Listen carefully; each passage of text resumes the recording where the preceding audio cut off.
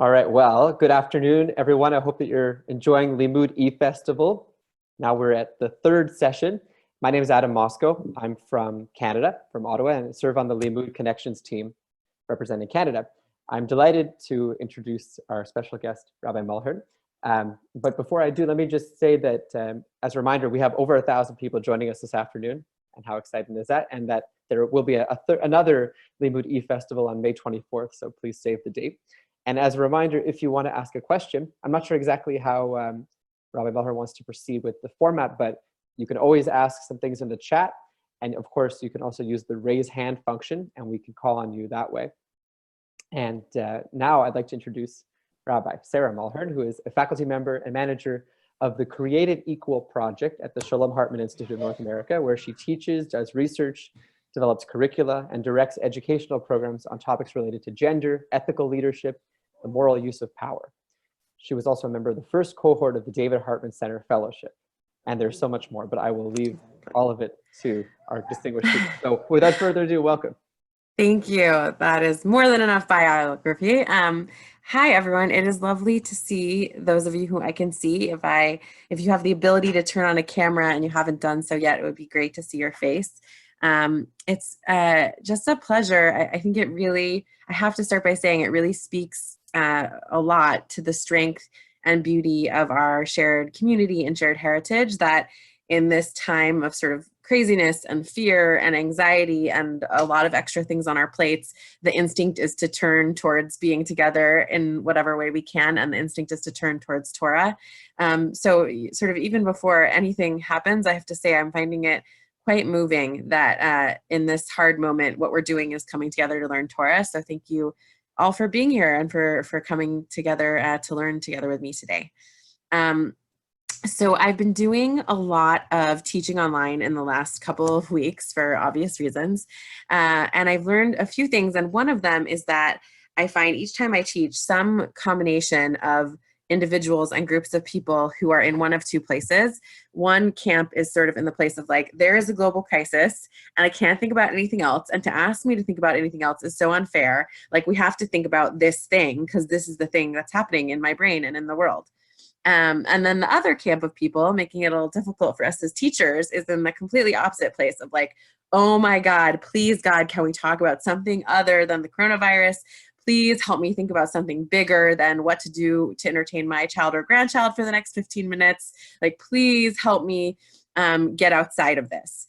So obviously it's a little bit of an impossible task, but what I've tried to design today for our learning is an opportunity to do something where I'm going to present a model that I think is sort of omni-fresh and omni-relevant, a model for thinking about what it is we really mean when we say we're trying to make change in the world or create justice in the world.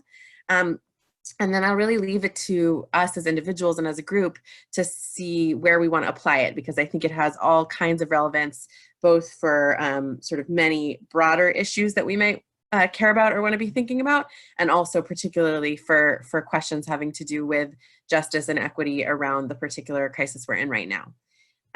So I'm going to try and give us this framework, and then really to trust you to take it where you take it. Before we jump in, just a few technical notes. So first of all, can everyone hear me okay? See me okay? That's fine. Okay. Mostly okay? Okay, I'll try and speak a little more slowly than my Jewish tendency. Does everyone have access to the sources that I uploaded to the Limud website? That's something. Okay, so I'll screen share when we get to the sources piece. Oh, I'm seeing a note in the chat.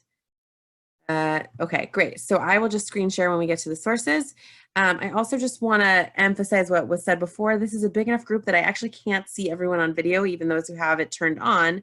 But I do want to try and make this an interactive conversation. So at various points, I'm going to ask for your thoughts and comments. And if folks can, if you open the participants bar, there's a place where you can raise your hand, and I'll keep an eye on that. And use that to call on people. Oh, great. And a link to the source sheet just got sent out. So everyone should hopefully be able to open that now.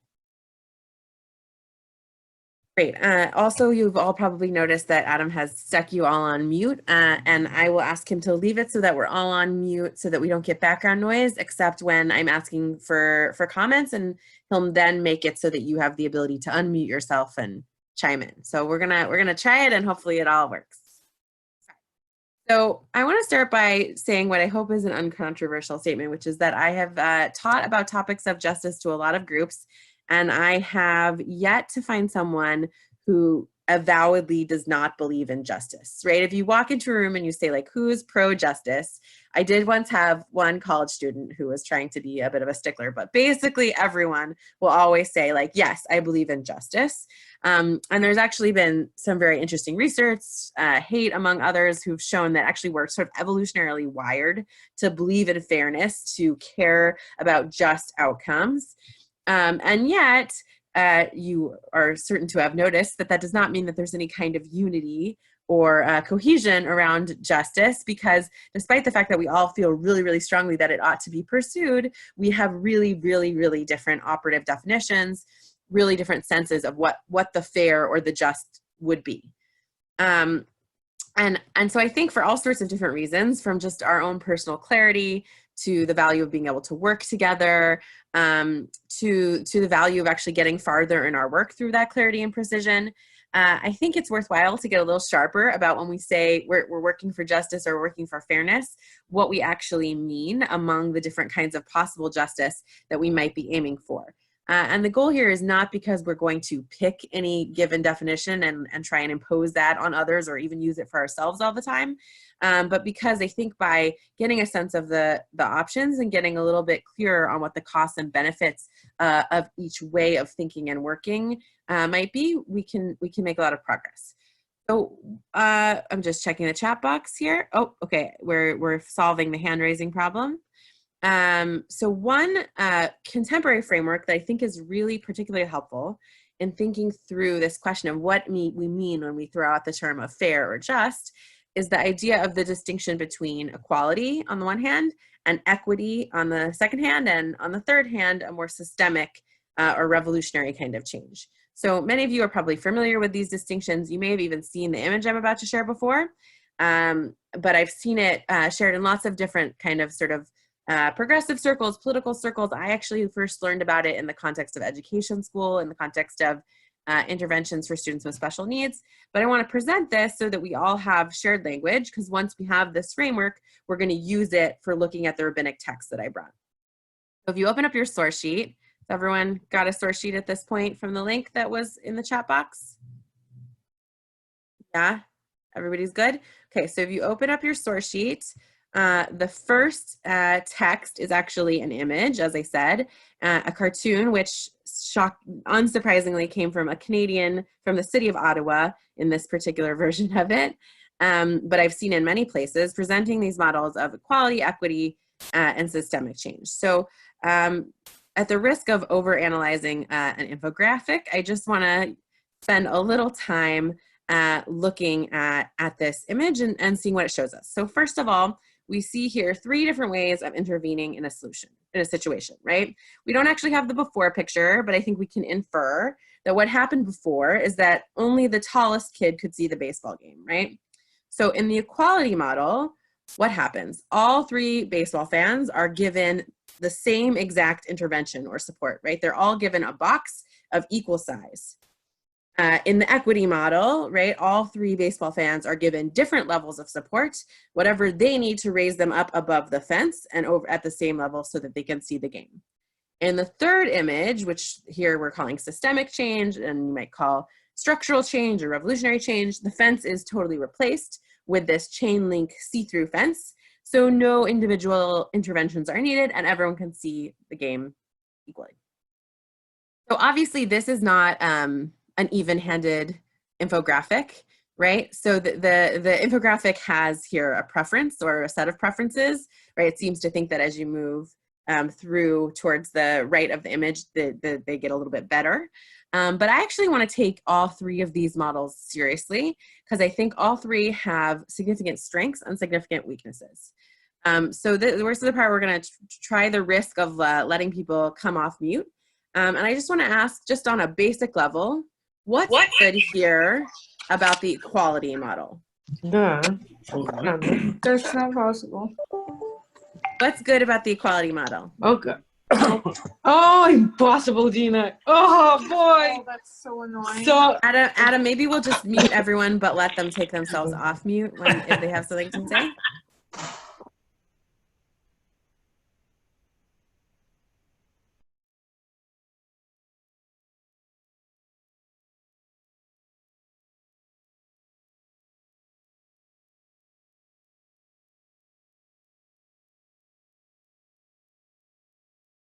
Can't hear.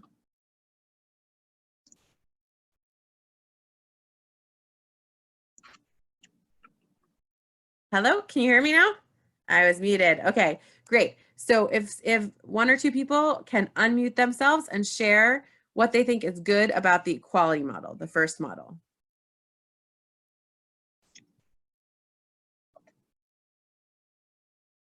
We're all nervous now to talk, but you can do it.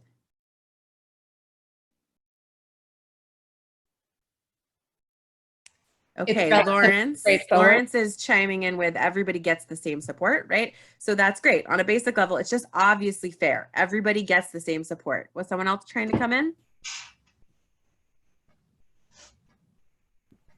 It's relatively easy to initiate that or to do that. You know what you need to do and who you need to give things to. Great, because I'm giving the same thing to every person and the process is pretty straightforward. I can just start doing it, right? I don't have to evaluate each person. I don't have to get out my measuring stick. I can just give everybody a box. Great, let's do the flip side. What is not working so well about the equality model specifically? It doesn't allow actual access for everyone. Right. So at the end of the day, now 2 of the 3 baseball fans can see the game, but the third one still can't. I disagree with that previous comment that this is easy to implement. I Great. think it's actually hard because you have to figure out what every individual needs and make adaptation for individual differences. So in this model, in the equality model, you're not doing that. You're not figuring out which each person needs and you're not adapting at all. You're just giving everyone the same box, even though, as Danny just pointed out, the flaw of the model is giving everyone that same box is gonna solve the problem for some people and not for other people, but you're just handing out the same box to each person totally equally, right? Your comment is great when we get to the next model. Can I just understand, is the equality model the one on the left? Yes, on the far left where everybody just gets one box. Oh, okay. I think I misunderstood the picture. Okay. Great. You're great. Right. You're great. And just to say the flip side of Danny's comment, right? The other problem with this model is that you've actually given an intervention to someone who didn't need it in the first place, right? You've spent resources giving the box to the tall kid. Anything else to say about specifically the equality model? Yeah, I'd like to make one comment. Great. So on some basic human level, it may be addressing a basic need that humans seem to have of, like looking over your shoulder to see what, oh, I'm not getting less than that person. Great. Great. I started by saying we're hardwired to want things to feel fair, right? Yeah. Evolutionarily. So this is a model where we can look around and we can feel good about the fact that the process is clearly very fair, right, Cliff? That may meet a basic human need. There's actually a lot of research that shows that society-wide interventions that are given to every person, people are more willing to take and actually sometimes have deeper impact for exactly the reason that you're saying, Cliff.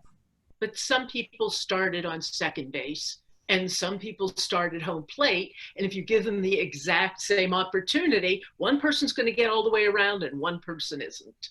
Great, right. We've wasted money giving a box to a tall kid who could already see over the fence, right? And the shortest kid still can't see over the fence. Okay, so that's a great opening to take us to the next, to the equity model, right? So this is the model that, I'm sorry, I wasn't able to see who made that great comment before. This is the model where you actually have to evaluate each person and tailor them an intervention that will get them specifically over the fence. So let's do the same question. What's good about that?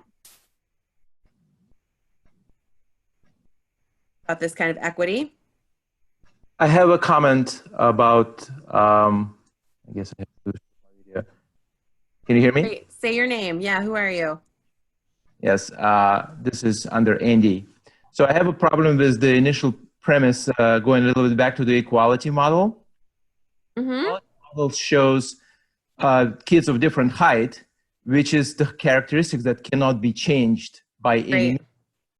So this is I would say this is a fundamental flaw of this model, because here, when we are discussing fairness and allocation of resources, this is the situation here where the characteristics are immutable, whereas very nice, right? So society, this is like a very flattening infographic, right? Because we've talking about height. Well, first of all, height itself is not immutable. We don't know anything about the nutritional backstory here, right? Maybe one child has more access to healthy food than the other, but let's just assume that height is immutable, right? We're talking about here as if height is immutable, that we're stuck with the tall kid and the short kid, and we're also talking as if all we're going to give out is sort of like cheap wooden boxes. It's not a very high stakes conversation. I think you're right. There's something very flattening, and I still think it's helpful to get use of, just get our heads around some of the distinctions here. What's the difference between a model that's really focused on a fair process, and this equity model doesn't care at all about fair process and cares about a fair outcome, right? Says we're going to evaluate each person and give them the particular intervention they need to see over the fence. So what's good about that? You get a fair outcome. Everybody can see over the fence. And what's challenging about that? Well, it's a really unfair process, right? It's a process that is potentially more costly because you have to do this intervention, this pre-intervention learning and finding out what each person needs. Also means that just on a basic level of fairness, some people are getting more help than other people. Right? Anything else to say about this equity model? Right? Who's going to determine the needs? Who's going to in charge of that? Right? It still produces a just result. Right. So that's what's good about it, right? You get a fair result, but the process maybe is not so fair, maybe definitionally so. And you have to keep providing boxes. I mean, you have to continue to give resources instead of. Right. So in some ways, the whole image is talking on the political center and the political left, because there isn't a model here which represents sort of the mainstream, I think, center right take on fairness, which is a fairness based on getting out what you put in, right? We're not asking questions here, should we give out boxes in the first place? We're not asking, well, why are these people trying to see the game from the other side of the fence? Did they pay for tickets? Maybe there are other people who paid for tickets, right? So there may be some questions actually that are left out of this model. Maybe the city of Ottawa has a particular take of where they're starting and ending their spectrum. Again, flawed, but I think still useful. Any other takes on the equity one? Yes, I think that the second model sort of undoes the illusion of normalcy. It starts to address privilege, and it starts to address just that differences are going to be normal. We all have different bodies and different needs. And so if I'm disabled, then I believe that if I can get my needs met, other people are much more likely to get their needs met.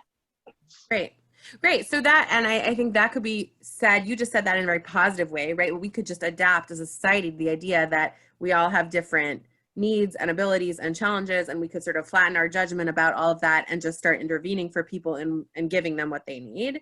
On the other hand, right, there could be some challenges with that, right? One person, Abby, just pointed out, maybe the tall person no longer feels bought into this system because they're not themselves receiving any support.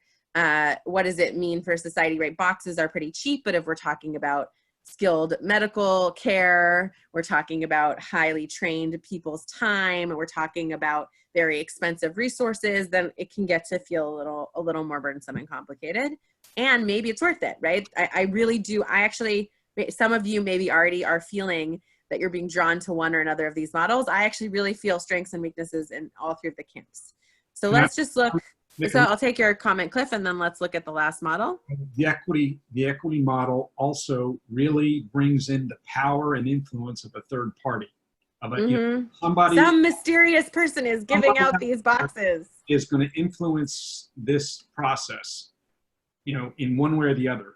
And if their decision making, their values, that structures influence. Great. And that, I think, is another big sort of left, right, center divide, is the question of who's the mysterious box giver outer and which systems do we trust, and which individuals do we trust to give out boxes, right? Some of us have an intuition that we trust or don't trust the government to give out boxes. Some of us have an instinct that we trust or don't trust the processes of the economy to give out boxes, right? Isn't that true of every model?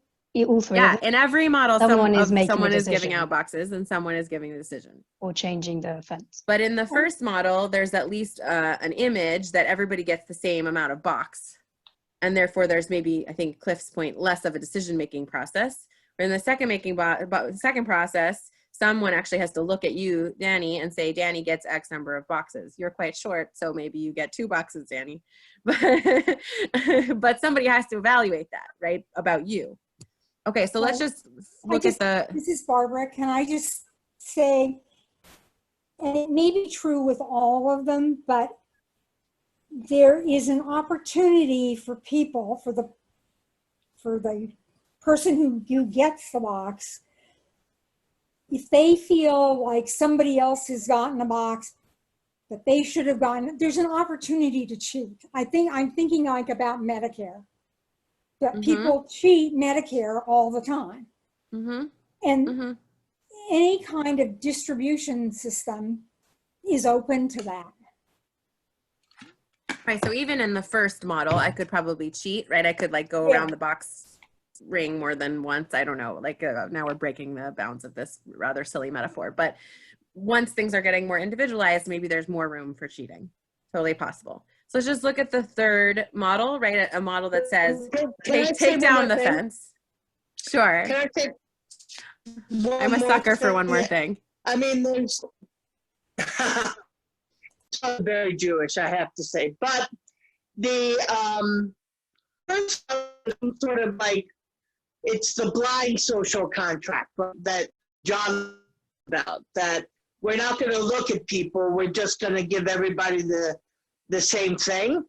And that kind of social contract has been really thoroughly trounced by people on margins, because who is deciding what's, for instance, if you say, it's not really blind, it assumes a normal, and usually that normal is about, you know, who's in the center of power rather than who's on the margins. Great, So and that's a great person articulation of the power of the second model, right? Which doesn't center any particular body or experience as normal. So I just want to make sure quickly that we get to the third model, and then we're gonna go into the text, which is really what this framework should prepare us for, right? So the third model is like more of a systemic or structural change, right? We've just take down the wood fence and we put up a chain link fence. And just to sort of do the basic points, right? Obviously what's good is now everyone can see the game, and they don't actually need any kind of individualized intervention, right? You skip the need for evaluating each person,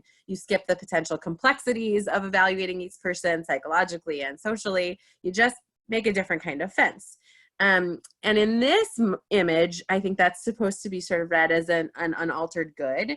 And maybe that's true in this particular case if there's no externalities or unintended consequences. I think in real life, these kinds of systemic structural changes can both be remarkably liberating and often have some sort of cost or secondary consequence. So just to play out the metaphor here, right? Like, I don't know how much the chain link fence costs. I don't know who's required to pay for it. I don't know whether the fence, the old kind of fence, was somehow safer, or if actually it was meant to block them from seeing the game because they didn't buy tickets and we need to make sure that the players are fairly compensated, right? I don't know, but I think it's worth just thinking about how, on the one hand, there's something so beautiful about not being on an intervention-based model and just fixing the system for everybody and creating a new system that everyone can play in fairly. And, you know, what's the complexity? What's the unintended consequence? So I want to push us forward. And obviously I want to thank you all for coming along, which is with what's obviously a pretty abstract conversation. But I think at this point, just to notice for yourself, you know, just to note in your own thinking, where did you find yourself gravitating? Which of these models felt like a pull for you? And which of them did you feel kind of like anxious around, or like, oh, that's really not how I like to work? Just to notice, right? Because I think most of our institutions, most of our communities, and most of us as individuals, and it already started to come out in the comments, maybe pulled towards one or two. So what I want to do now that we have that model in place, right? We have the basic idea of an equality model where the focus is on a fair process, an equity model where the focus is on a fair outcome, or a systemic change model, which talks about changing the rules of the game or the playing field itself. I want to bring a series of rabbinic texts, and obviously just a few particularly juicy and representative ones, where I think the rabbis are working out these exact same questions. I want to bring a couple of texts that really seem to be in the equality camp, a couple that seem to be in the equity camp, and a couple in the structural change camp, just to see like how do the rabbis struggle with these issues, what comes out as the pros and the cons. The example I brought here is happening in the context of the rabbis struggling with poverty, and in particular, how the poor and poverty come to interact with the legal system. So we're going to see first texts that really emphasize fair process in the legal system for the poor and the rich. Second set of texts that are much more interested in fair outcomes or even favorable outcomes for the poor. And then third, the texts that are like, we got to blow this whole thing up, let's end poverty. But I hope as you're seeing each of these examples, you can really keep thinking about the framework and keep thinking about, in addition to the particular issue that the rabbis are focused on here around poverty, what are the other case studies, whether it's around gender, whether it's around education, whether it's around medical care, where these same kinds of considerations and tensions might rise up, and hopefully we'll have a chance for a little bit of taking our thinking in the directions of whatever issues are sort of close to your hearts and minds. So I want to jump in, if you can return to your source sheet now. We're at source 2, equality. And I want to look at just a couple paradigmatic texts here on equality. So this first text is from the Sifrei. So this is a rabbinic midrash, and it's on one of the, depending on how you read it, 4 or 5 biblical verses, which is actually a lot of verses on one topic, which have various kinds of exhortations to judges that their courtrooms not differentiate between the rich and the poor.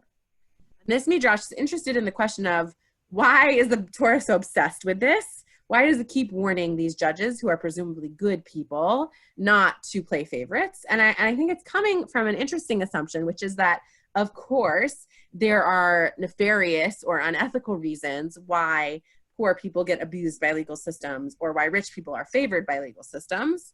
But there are also things that you, this good person, this upstanding judge, might genuinely and legitimately think are the right thing to do, that would also lead to your courtroom treating the poor and the rich unfairly, and that the Torah is interested in eliminating those supposed good reasons as well.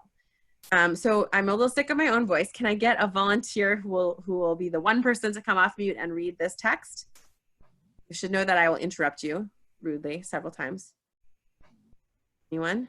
I can do it. I miss being in my classroom. Great, Ellen. All right, let's hear it. Please read the Sifrei.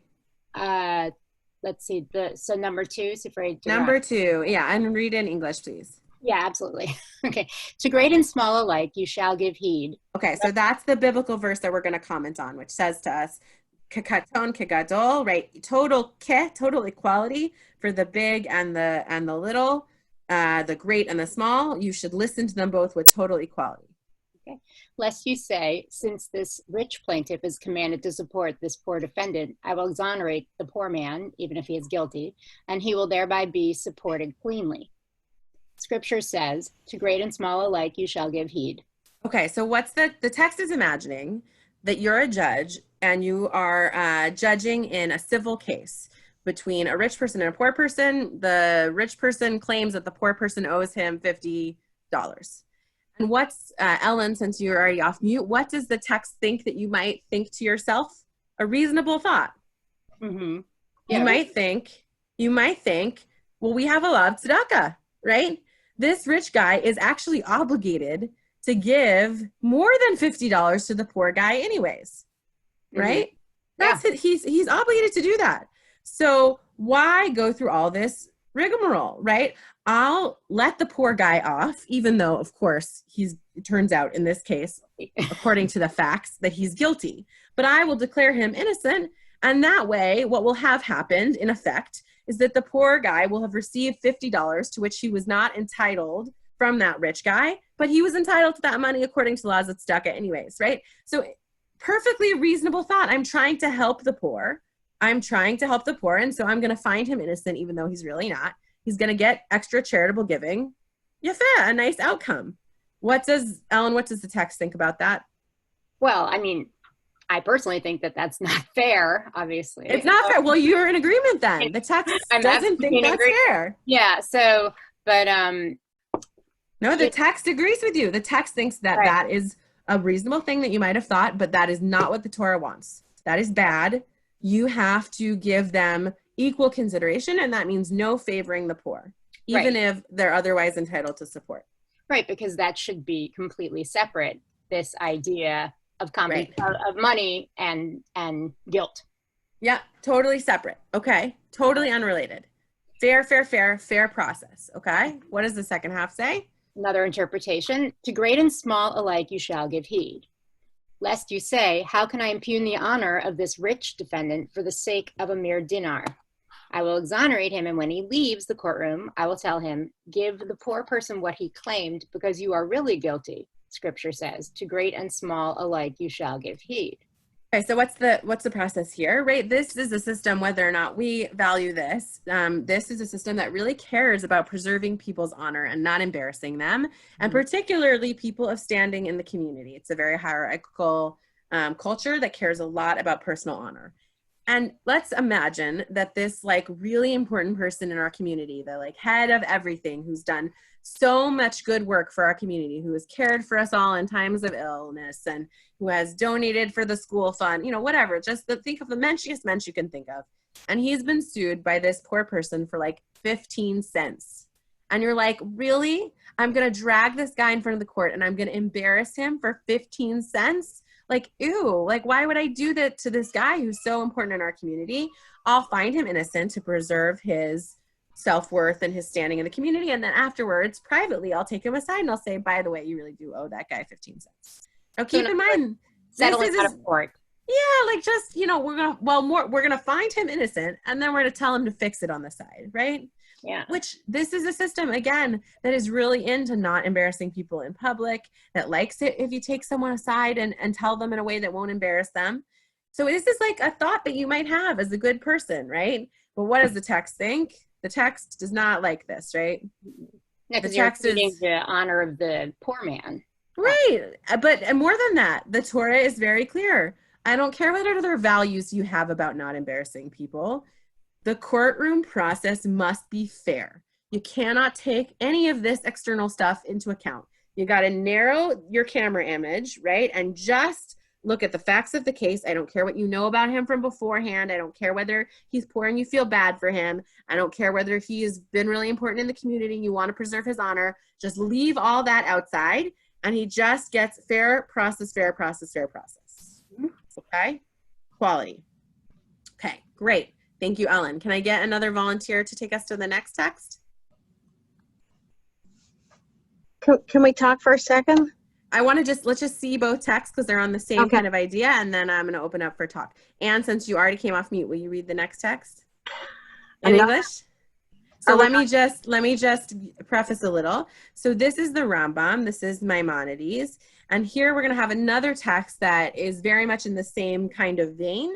But because the first text was midrashic, legal midrash, but still midrash, and this is a legal code summarizing a Talmudic discussion, here we're going to get real details, right? It's one thing to say, no, leave it all outside the courtyard, give everybody a fair process. Here we're going to see, what does that actually look like? What does the courthouse actually look like that really gives fair process? And what I want you to notice is how subtle it is. He really gets that lots of subtle things could influence the judge's ability to be fair. So he's going to really constrain fair process. Okay, so Anne, can you read text 3 for us? It is a positive commandment for a judge to adjudicate righteously. As Leviticus 19:15 states, with righteousness you shall judge your neighbor. Just notice that there's lots of ways you could interpret with righteousness you should judge your neighbor. That might, and the Talmud actually does provide a number of options that may or may not have anything to do with fair process. But that's how we're going to read it here. Okay, keep going, Anne. What is meant by a righteous judgment? Equating the litigants with regard to all matters. One should not be totally equal, right? One should not be allowed to speak to the full extent she feels necessary while the other is told to speak concisely. One should not treat one favorably and speak gently to her, and treat the other harshly and speak sternly to her. Keep going. Yep, keep going. One of the litigants should not be allowed to sit while the other stands. Instead, they both should stand. If the court desires to seat both of them, they may. One should not be seated on a higher plane than the other. Instead, they should sit on the same level. Great. It's just like remarkably sensitive text, right? He has a sense that things like getting exactly the same amount of screen airtime, right? The tone of the voice of the judge, the physical seating structure, that all these kinds of subtle cues could impact the fairness of the process. And therefore, that in a Jewish courtroom, really, like these very small details have to be exactly equal.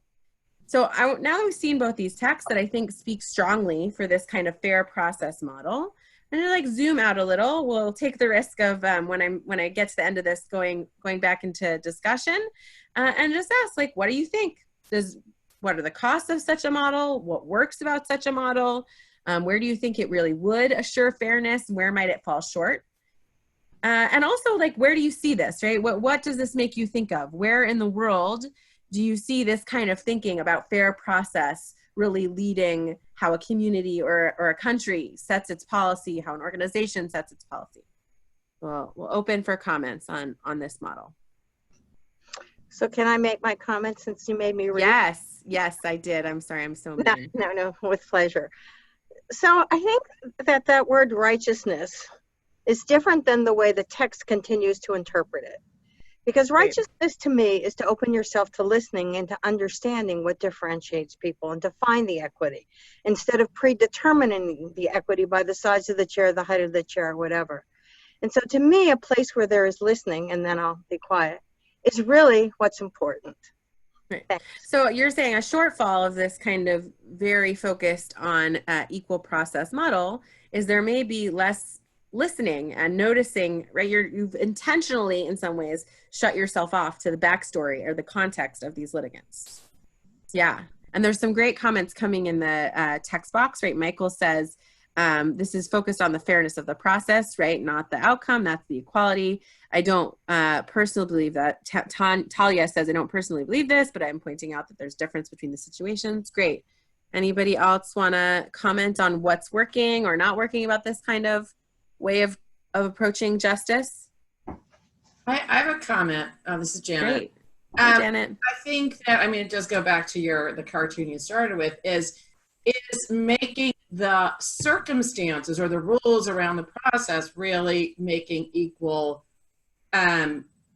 It's not an equal playing field. So for example, in this example, if you give people the exact same amount of time to talk, but one person is really articulate and can communicate their fabulous point in 2 minutes, and another person is not and has to go on and on. And maybe it's because there's a speech impediment. Maybe it's because they don't have the education. Maybe it's for other reasons.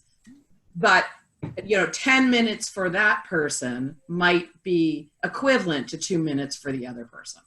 Great. And now that you've said that, I'm going to make you read the next text, so you just stay ready. Great. Other comments about what works or doesn't work about this model?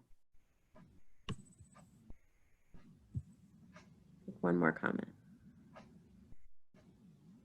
All right, let's keep going if nobody's jumping forward. So Janet, what I want us to see next, which I think is, I've grouped as more of an equity model, right? A model that is less concerned, actually sort of willing to let go of some of the fairness of the process because it has certain concerns about the fairness of the outcome. And another way to talk about this, since we talked about the last model, is really, for the sake of fairness, really focusing on just the snapshot that's in front of me. What are the facts of the case? Now we have a model that says, actually, I want to know a little bit more about the backstories of these people, and somehow it could be relevant. And what's interesting is the first text here is actually just the same text, right? So what I want to show here is that even for the Rambam, who is super focused on equality of process, he, in his remarkable sensitivity to all the things that might subtly influence a judge, he's going to sort of hit up against some of the limits of the equality model. and start to spill over into saying, oh, maybe we need to think a little more in the equity direction. So Janet, can you read, this is Law 2 of the same chapter of the Rambam. Sure. When there are two litigants, one wearing precious garments and the other degrading garments, we tell the litigant who carries himself honorably, either clothe him as you are clothed for the duration of your judgment, or dress like him. Once you are equal, then you can stand for judgment. Okay, so that's interesting, right? Because on the one hand, he's still interested in equalizing the appearance of them, of the two litigants, but he doesn't say everybody has to show up in court-ordered sackcloth or argue their cases from behind a black screen or something, right? He actually says, I'm going to use my outside knowledge of your individual personal net worth, and I'm going to say to the rich guy, you have the responsibility to either show up in clothes that are as quote unquote degrading, which I think is very interesting and evocative language, as the poor litigant comes to court in, or you are required to foot the bill to buy him nicer clothes. And that to me is very interesting, right? Because it goes right to the heart of the equity thing, right? Which is we want to have some sort of fair outcome, but somebody's got to have to pay for it. And in this case, it's not the system, it's not the court. He's actually directly asking the wealthier litigant to pay, to foot the bill. Okay, so that's very interesting. Let's just go one more text and see a text that really takes this even farther in the direction of saying we're willing to compromise the fairness of the legal system to intentionally favor the poor, to intentionally favor better, maybe you'll say fairer, maybe you'll just say more generous outcomes to the poor. Is there someone who wants to read the Talmud in Bava Metzia? Just call on someone if no one will. All right, Cliff, you happen to be right in the center of my screen. I'm sorry to tell you. You're on mute. You need to unmute yourself. I think I can unmute you. Oh, I unmuted you. Hey, I'm here. Sorry. You're great. And I've just lost the page. Here it is.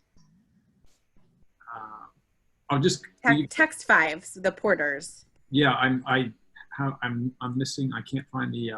Oh, okay. So maybe we'll put you on deck for the next one. Yep. Is that okay? So Cliff, you'll be here for text 6.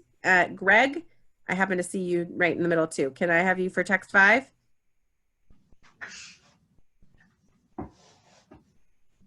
Oh, we both unmuted you, and thus you're back on mute. There you go. You're unmuted now. Some porters broke a barrel of wine belonging to Rabbi Arhuna. Okay, so let's just pause here. So first of all, porters, these are people who you hire to move stuff, moving guys. Just like in our society, people who work full-time as schleppers, physically moving objects in their society are generally not particularly well paid, not particularly people with a lot of margin financially. And Rabbi Bar Huna, we know, is a rabbi, but he's also a homeowner. He's like a relatively well-off rabbi. So he's hired these guys to move barrels of wine, right? Each barrel of wine is itself a fairly valuable piece of capital to move barrels of wine around, okay? And in the process, they broke one. Normatively, if you're working for someone and you break their property in the process, right, that would be, you would have to repay them the value of the thing that you broke. Let's see, it's not gonna play out that way in this case. Thereupon, he seized their garments. So so they don't have anything valuable on them, right? So he takes their actual clothing, which seems to be the most valuable thing they own, as collateral. I'm going to keep your clothing until you pay me back for the cost of the piano that you dropped on the sidewalk on Fifth Avenue, right? Okay, great. So they went and complained to Rav. All right, so they go up a level to a more serious rabbi, right? Return their garments, he ordered. Is that the law? He inquired. Yes, he replied. That you may walk in the way of good men. Okay, so that's an interesting answer, right? He says, really? Is that the law? That's not how we learned it in Torts 101, Rabbi. And the rabbi says, sure as heck is the law. Do you want my proof text? Don't be an asshole is my proof text, right? My proof text is, and the Bible says, don't be a jerk, okay? Yeah, maybe they owe you money, but you don't take their clothes. You're a wealthy landowner, and these poor porters, give them their clothes back, okay? Continues. They're going to get even more chutzpahdik, as poor people tend to do in Jewish stories. their garments having been returned, they said, "We are poor men. We have worked all day and we are in need. Are we to get nothing?" Right. So he's withheld their wages because they owe him a large amount of money, right? And they make their argument not out of some sort of objective right and wrong in the legal system. They say, we are poor. We worked all day. You're not going to pay us, right? They start from their identity. They start from their situation and they put it front and center because they think it matters. So what happens? "Go and pay them," Rav ordered. "Is that the law?" he asked. "Yes," Rav replied, "and keep the path of the righteous." Okay, so this is a very interesting story. There's a few interesting questions. First of all, poor Rabba Bar Bar Huna, right? He has lost out this significant financial hit. And Rav does not seem at all interested in the right or wrong of his case. He seems interested in the vulnerability of these poor workers, right? And that's like, you know, we can feel good about the outcome for the poor workers, but let's just say, right, it's not the legal system that's footing the bill here. It's not Rav who has to foot the bill here. Rabba is just out a lot of money, right? He's just basically screwed here. And the other thing interesting about this text is the proof text, right? Some of you who maybe have some biblical verses floating around in your head, you're saying, isn't there a verse that says you're not allowed to steal poor people, you're not allowed to take poor people's clothes as collateral? Yes, there is. Isn't there a verse that says you have to pay poor people who day laborers that day so that they don't go home with an empty stomach? Yes, there is, right? So if Rav wanted to say, really, this is the letter of the law, there are better verses than something from Proverbs, which is not even really used in legal proof texting, right? So it seems like he's saying, no, that's not the law, right? The law is that technically you're allowed to go after these guys, but don't do that, right? Yes, black on white, the law is that you should not take that you should be able to get paid back for your wine barrels. But in the end, like, you really want to be that kind of guy, right? So this is very much an equity kind of ethic, right? Like, yes, there is such a thing as fair is fair is fair. I understand what equality looks like.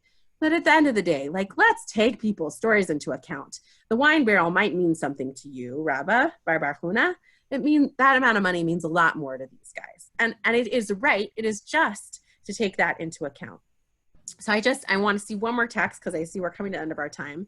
So can I don't know, I could give you a rich input to that last thing you just said. Yeah, so let me just show the last text I want to show because it's right on this point, and then I'll get your comment, Cliff, right, which is the Tosefta, which actually says that a judge in his courtroom, right, if a case is adjudicated and the innocent is exonerated and the guilty is convicted, in other words, the right thing has happened. You found the right guy innocent and the right guy guilty. But if you, the judge, convicted the poor person, you should go outside the courtroom and actually out of your own pocket, you, the judge, should make the poor guy whole, right? So that's a really interesting interpretation, which basically says we need equality in a courtroom, and then outside the courtroom in our society, we need equity. But it still gets stuck on this question, right? Is it the rich's job to foot the bill? Is it the society's job to put the bill? In this text, it's actually the judge's, right? The person who was sort of the executor of the situation, job to foot the bill. Okay, so Cliff, I'll take your comment and then we'll draw to a close. Okay, so I got divorced a couple of years ago, and during that process, I had some excellent advice from one of my best friends. He said, don't be a dick. Meaning that, you know, I could have gone and looked at the fairness issue and division of assets, blah, blah, blah. But what was really important is my relationship with my ex-spouse and my children.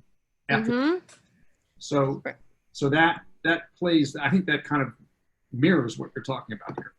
Yeah, and I think that's great. Really a great example, right? The process of divorce is all about, like, there's a black and white, and there's what you could take yourself, there's what you have every right to demand for. And then there's like the reality that we live in a web of social networks and we live in a web of relationships. And like, do you really want to be the person who behaved in X way or Y way, or do you want to be the person who did something different, right? So I think this question of, is the goal to have a fair process fundamentally? Or is, and the way in which we assure that is by sort of looking at as little context as possible and just looking at the facts, black and white, of the case. And that's what fairness looks like. Or this other model, which says, Nick, no, actually, have as broad a view as possible and look at the broader humans involved and look at the backstories and look at the relationships and think less about process and more about whether we're going to end up as an outcome in a place we can all tolerate, right? And those are two really different takes on what quote unquote fair looks like. So I want to draw us to a close because I promised the Limmud organizers that I'd give you some transition time between your next class. Obviously, we didn't get to systemic. Just in one sentence, I think it's fair to say that our tradition also has texts that say like blow up the whole thing and end poverty. And those texts actually have embedded in them from the beginning, both a sense that that's possible if you do really big things like eliminate debt and redistribute land and otherwise change the playing field, and built in from the very beginning a sense that that may have unintended consequences that can be really destructive, specifically to the poor. So those same tensions are all built in there, and maybe you'll get a chance to look at those sources later. But I hope that this has been not the kind of class that ties anything up with a neat bow, because I'm opposed to neat bows. I actually don't know what the answer is here. But I hope that this question, right, about is my job as a person who wants fairness in the world to work on process, to work on outcome, is my job as a person who wants fairness in the world to get as narrow and as focused as I can and try to screen out the distractions, or is my job actually to take the holistic story of each person into account? Or, by the way, do I need to blow up the whole system? I think that's a great set of questions, and I think you could bring it here as we did to economic issues. You could very much bring it to the questions that unfortunately our society is going to be facing very much around medical care distribution and medical resources distribution. I think it's all over questions of gender equity and racial equity. So I hope what we've done here is not give you answers and not give you case studies, because I think you can generate that yourself, but giving you some really cool, juicy text and some really sharp, informative questions. So I will hang on the line for a few minutes if anyone wants to ask me any questions, and if not, go take a breather and enjoy your next session. And thank you so much for being here. Thank you. Thank you so much, Rabbi. Thank you. Rabbi, if you're going to hang for a minute. So there's this wonderful book from West Africa called Things Fall Apart. And they're just, you know, their justice system is so different from what we know. And its objective is to maintain the peace and functionality of the community. So it has that broad purview that seemed so very sane, so that no one walked away feeling resentful or cheated or having to. It's a great book. And it's a great reminder, because I often feel the benefit of the fact that I live deeply embedded in two legal systems. So I know American law as an American, and I also know Jewish law because I've studied it in my academic work. But they're both actually descendants of the Roman legal system. So they have some shared assumptions about there being such a thing as a solitary self, and that there is such a thing as right and wrong and fair outcomes, and that the goal is fairness at all, as opposed to that amazing book, Things Fall Apart, where you see a model where actually right and wrong and fairness is not the right question at all. The question is about how do we move the community forward. And that intellectual heritage, by the way, became very important, for example, in Rwanda, where the set of questions they asked after the genocide were sometimes at the expense of making people feel like they didn't get justice for the individual wrongs done to them. But the questions they asked were about how do we move our society forward, because they were in that cultural and intellectual inheritance. So I think it's an amazing text to throw in just to remind ourselves that we are so much a product of where we come from and what we think of as the right questions. So thank you for that. Great. I have another question. I don't know who else is on. Sure. Hey, Janet. And I know you pick these texts selectively, but I assume there are many texts on other subjects, but how do you think about merit in this? So in other words, I mean, that's something that wasn't addressed. So for example, you know, there's equal opportunity and equal outcomes. Yep. So, you know, not you know, you can adjust people's heights, and that, you know, going back to the cartoon, but it might be fine for looking over the fence, but not everybody's going to be a basketball player, and not everybody should be a basketball player. Right. It's a great question, right? So like on the meta level, first of all, I chose poverty as a case study because I think it's an area of justice and injustice that the rabbis are especially sensitive to because they include in their numbers poor and rich people. So they themselves are living through some of these tensions, and so in ways that they're not quite as attuned as I'd like them to be around, for example, gender or race, they're really sensitive. So that's why I chose this case study.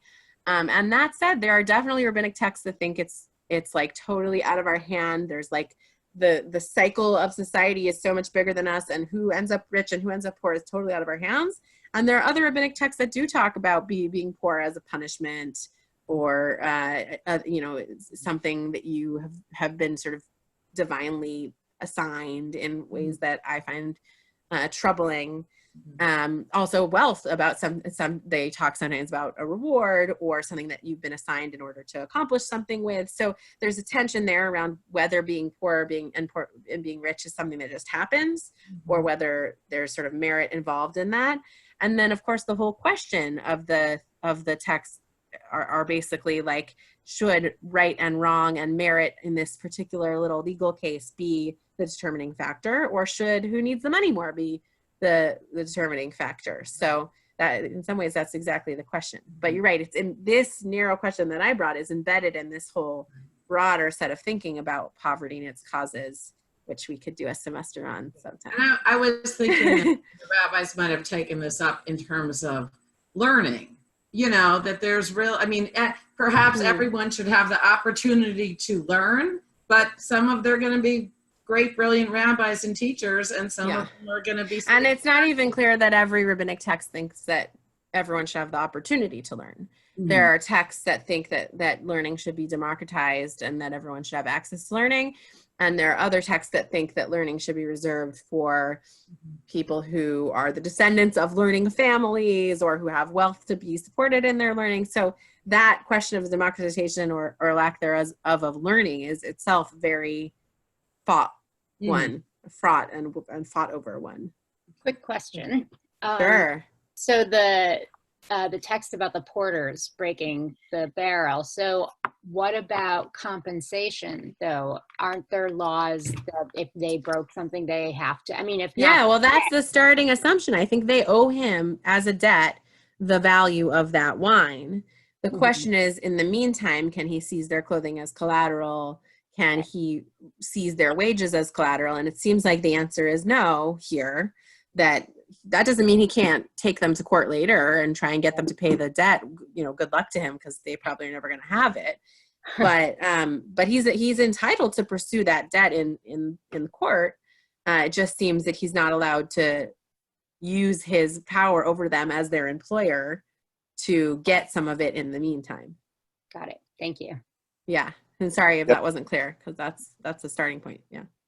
Can I ask something? Oh, sorry. Thanks so much, Trevor. I hate to. Do you need the line? You need the line. The line for. Sorry. Okay, guys. Anyone wants to email me at sarah.mulhern@shalomhartman.org. I'm happy to answer any other questions. My bio includes my email, so happy to do that. Okay. Thank you. Bye. Take care.